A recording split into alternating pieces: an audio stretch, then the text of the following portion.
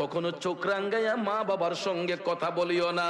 আর যার মা বাবা দুনিয়াতে নাই, তোমরা ওই মা বাবার কথা স্মরণ করে আমি আল্লাহর দরবারে ফরিয়াদ করো, ওয়া কুর রাব্বিরহামহুমা কামা রাব্বায়ানি সগীরা।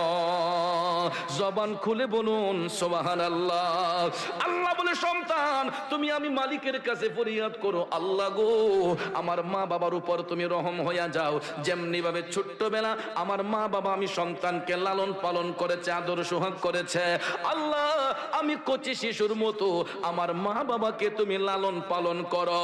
বন্ধুরা আমার, হাদিসে কুদসির মধ্যে এসেছে, সন্তান যখন চোখের পানি চাইরা মা বাবার আত্মার শান্তির জন্য দোয়া করে গো, ওই সন্তানের চোখের পানিটা জমিনে পড়ার আগেই আমার আল্লাহ তার মা বাবা রুহের উপর খুশি হইয়া যায়। চিৎকার মেরে বলুন না সুবহানাল্লাহ।